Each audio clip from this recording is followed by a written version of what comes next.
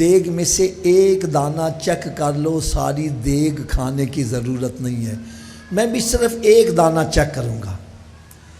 پیارے آقا حضرت محمد مصطفیٰ صلی اللہ تعالیٰ علیہ وسلم نے ارشاد فرمایا کہ قیامت کے روز مسلمان سے سب سے پہلا سوال نماز کا ہوگا۔ کون سا ہوگا جی؟ سب سے پہلے سوال کون سا ہوگا؟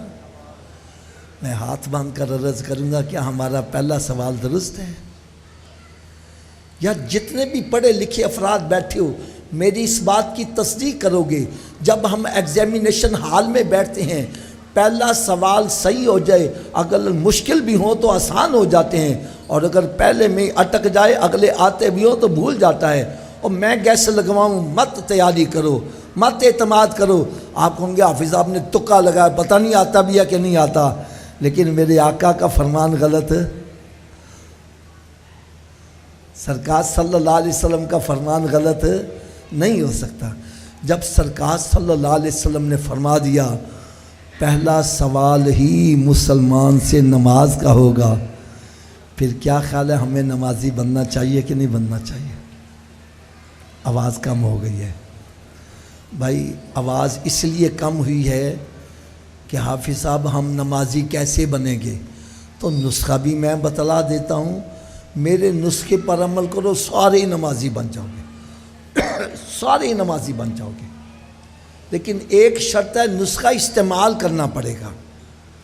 وہ نسخہ کیا ہے؟ بڑا آسان نسخہ یہ، اگر یہ وجود نماز نہ پڑھے، حضرت جی میں نے کیا کہا؟ اگر یہ وجود تو اس وجود کو رب کا رزق نہ کھلاؤ۔ بات بھی میں سچی کر رہا ہوں، جو وجود رب تعالیٰ کے آگے نہیں جھکتا، کیا وہ اس قابل ہے کہ اس کو رب کا رزق کھلایا جائے؟ اور روٹی سامنے ہے، اپنے منہ میں نہیں جاتی، پکڑ کے لے جاؤ اور مت لے جاؤ، یہ روٹی مانگے بولو نہیں، پہلے نماز پھر بعد میں روٹی۔ تو کیا خیال ہے نمازی بن جائے گا کہ نہیں بنے گا؟ اس نسخے پر عمل کون کون کرے گا؟ ذرا ہاتھ اونچا کر کے یار انشاءاللہ کا نعرہ تو لگا دو یار۔ آج کے بعد ہماری کوئی نماز قضا نہیں ہوگی، رمضان شریف کا روزہ بھی نہیں چھوڑیں گے، سرکار کی سنت پر عمل کریں گے۔ یار اپنی ایمانداری سے بتلاؤ، ہم سارے نمازی بن جائیں، ہمارے مجاہد حسین کی روح کتنا خوش ہوتے ہیں۔ یہ ہے محفل میں آنے کا مقصد، یہ نہیں آئے دو چار نعتاں سنیا، ہاتھ ہلائے، لنگر کھاتا تے مچھن اتار دیں دے آؤ گئے۔ یہاں آؤ، اپنے رخ مدینہ شریف کی طرف کر کے جاؤ، اپنی اصلاح کر کے جاؤ یار۔ اور آخر میں جو بات میں کہنے لگا ہوں، بڑی توجہ سے سننا۔